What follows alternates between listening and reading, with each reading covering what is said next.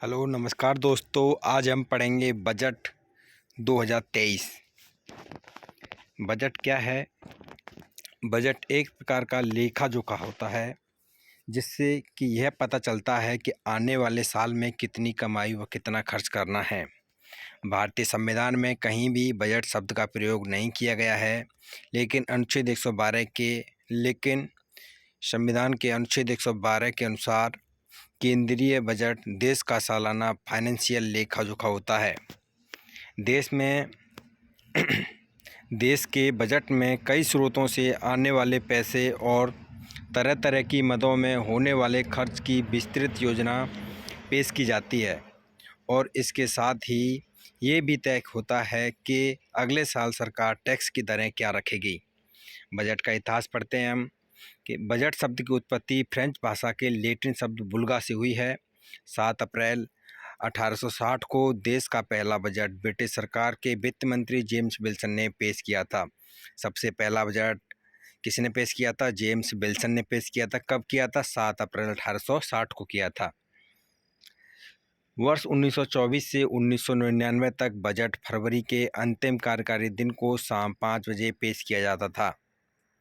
1924 से 1999 तक बजट कब पेश किया जाता था? फरवरी के अंतिम कार्यकारी दिन को, वो भी शाम के 5 बजे पेश किया जाता था। लेकिन वर्ष 2000 में पहली बार यशवंत सिन्हा ने बजट सुबह 11 बजे पेश किया। यशवंत सिन्हा ने जो बजट 2000 में सुबह 11 बजे पेश किया था, लेकिन वह बजट कब पेश किया गया था? फरवरी के अंतिम कार्यकारी दिन को ही पेश किया गया था।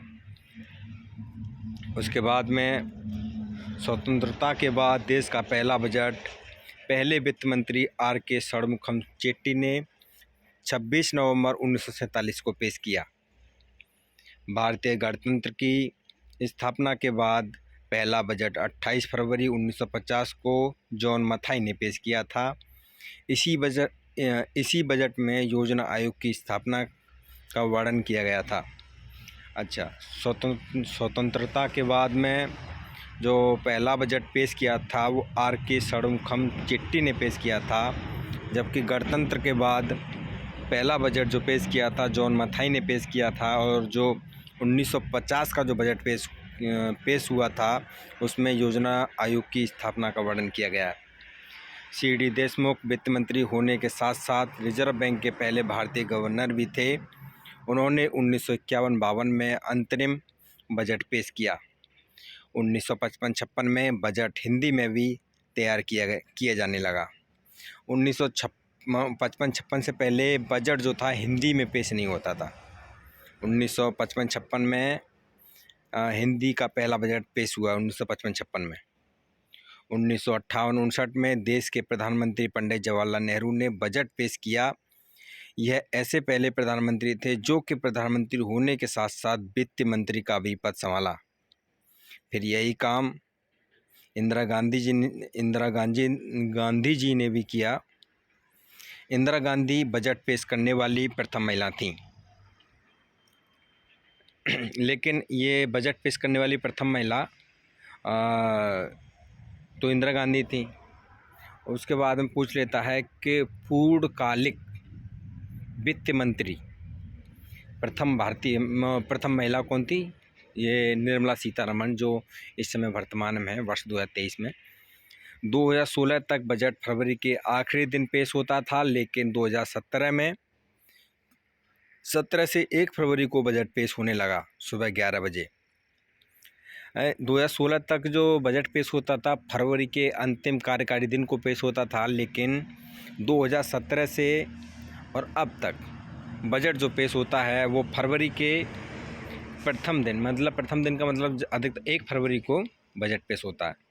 2016 तक रेल बजट को आम बजट में पेश किया गया था, लेकिन 2017 से रेल बजट को आम बजट में ही मिला दिया गया। 2018 तक वित्त मंत्री बजट दस्तावेज को ब्रीफ केस में लाते थे। बजट दस्तावेज जो था किस में आता था? ब्रीफ केस में आता था। लेकिन 2019 में वित्त मंत्री निर्मला सीतारमण एक फाइल में बजट दस्तावेज लेकर आई थी वो ब्रीफ केस को हटा दिया गया और उनकी जगह उसकी जगह पर क्या लेके फाइल में बजट को लेके आई निर्मला सीतारमण जी 2019 से 2020 में निर्मला सीतारमण ने एक टैबलेट में बजट भाषण पढ़ा था और आज वाला 2023 का बजट भी टैबलेट से बजट पढ़ा था। 2023 वाला बजट कैसे पढ़ा गया? टैबलेट से पढ़ा गया। सबसे लंबे समय तक बजट भाषण का रिकॉर्ड मौजूदा वित्त मंत्री निर्मला सीतारमण के पास है, जिन्होंने 1 फरवरी 2020 को 2 घंटे 42 मिनट लंबा बजट भाषण दिया था। देश का सबसे छोटा बजट केवल 800 शब्दों का था, जो कि 1977 में वित्त मंत्री हीरूभाई मुरलीभाई पटेल ने पेश किया था। सबसे ज़्यादा बार बजट पेश करने का रिकॉर्ड पूर्व प्रधानमंत्री मोरारजी देसाई जी के नाम है, जिन्होंने कुल 10 बार देश का बजट पेश किया। केंद्रीय बजट 2023-24 की महत्वपूर्ण घोषणाएं। बजट भाषण की शुरुआत करते हुए वित्त मंत्री ने कहा कि अमृतकाल का पहला बजट है। रेलवे के लिए अगले वित्त वर्ष में 2.4 लाख करोड़ रुपए का आवंटन किया गया है। प्राकृतिक खेती पर जोर दिया जाएगा। 2023 के बजट में प्राकृतिक खेती पर जोर दिया गया। अगले 3 साल में 1 करोड़ किसानों को मदद मुहैया कराई जाएगी ताकि वह प्राकृतिक खेती को अपना सकें। इसके लिए 10,000 बायो इनपुट संस्थान केंद्र की स्थापना की जाएगी। पैन कार्ड पहचान पत्र के तौर पर मान्य। पैन कार्ड को भी पहचान पत्र के तौर पर स्वीकार किया जाएगा। कृषि ऋण लक्ष्य को बढ़ाकर 20 लाख करोड़ रुपए किया जाएगा, जिससे कि पशुपालन, मत्स्य और डेयरी पर भी ध्यान दिया जाएगा।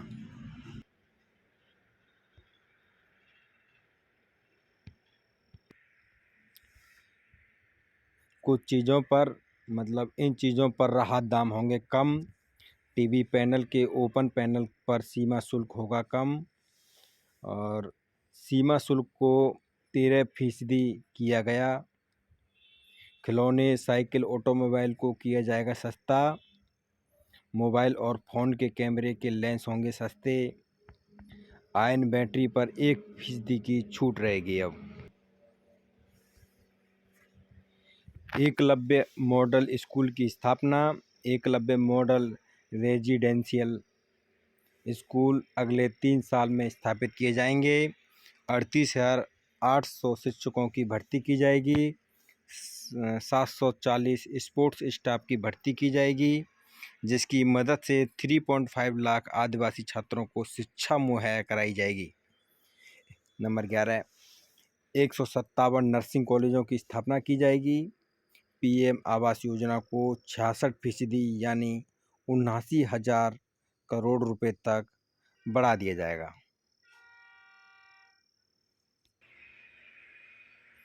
विशेष रूप से जनजातीय समूहों को सामाजिक आर्थिक स्थिति में सुधार के पीएमपीबीटीजी विकास मिशन शुरू किया जाएगा। नेशनल हाइड्रोजन मिशन के लिए ऐलान। नेशनल हाइड्रोजन मिशन के लिए वित्त मंत्री ने 19,700 करोड़ का आवंटन किया। इसका लक्ष्य 2030 तक 5 मीट्रिक मिलियन टन ऊर्जा का मुहैया कराना है। 5G सेवाओं के विकास के लिए 1,000 लैब की स्थापना की जाएगी। महिलाओं के लिए नई बचत योजना का ऐलान, जो कि 2 साल के लिए है। मार्च 2025 तक चलाया जाएगा। सिगरेट के दाम में हुई बढ़ोतरी। इस पर लगने वाली कस्टम ड्यूटी को बढ़ा दिया गया है। चांदी के सामान होंगे महंगे। नेशनल चाइल्ड लाइब्रेरी की शुरुआत होगी, जिसमें बच्चों को भौगोलिक जानकारी मिलेगी। उन्हें नेशनल डिजिटल लाइब्रेरी के जरिए बेहतर शिक्षा दी जाएगी। इस तरह के स्रोत से छात्रों को काफ़ी मदद मिलेगी। आर्टिफिशियल इंटेलिजेंस की पढ़ाई के लिए 3 सेंटर ऑफ एक्सीलेंस की स्थापना की जाएगी। वरिष्ठ नागरिक बचत योजना लॉन्च की गई है, जिसमें वरिष्ठ नागरिक बचत योजना की सीमा को बढ़ाकर 9 लाख रुपए कर दिया गया है। यह पहले 4.5 लाख रुपए था। संयुक्त खाता धारकों को 15 लाख रुपए की सीमा दी गई है। वित्त मंत्री निर्मला सीतारमण ने यह 5वां बजट पेश किया है। वित्त मंत्री निर्मला सीतारमण ने इस बजट में उन्होंने बड़ा ऐलान करते हुए 7 लाख रुपए तक की कुल कमाई करने वालों को बड़ी राहत दी है। इन लोगों को अब कोई टैक्स नहीं देना होगा। इसके अलावा इनकम टैक्स स्लैब की संख्या भी घटाकर 5 कर दी गई है। बजट में वित्त मंत्री ने महिला बचत सम्मान योजना लॉन्च करने का भी ऐलान किया है। उनका कहना है कि इससे महिलाएं बचत के लिए प्रोत्साहित होंगी। इसके लिए 7.5% का सालाना ब्याज मिलेगा।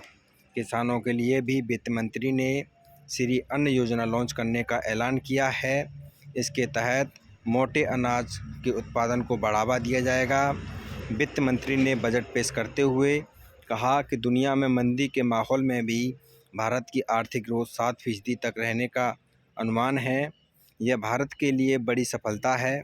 उन्होंने कहा कि देश की इकोनॉमी का आकार बढ़ा है और हम दुनिया की 5वीं सबसे बड़ी अर्थव्यवस्था बन गए हैं। वित्त मंत्री ने कहा कि यह अमृतकाल का पहला बजट है।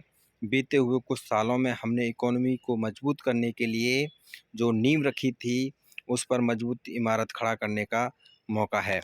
मतलब कहने का मतलब ये है कि अब अर्थव्यवस्था में भारत की 5वीं रैंक आ गई है और अब 7 लाख तक जिन लोगों की कमाई सालाना इनकम 7 लाख है, उस पर कोई टैक्स नहीं दिया जाएगा। ये अब यहीं पर हमारा ये वीडियो ख़त्म होता है बजट 2023 का।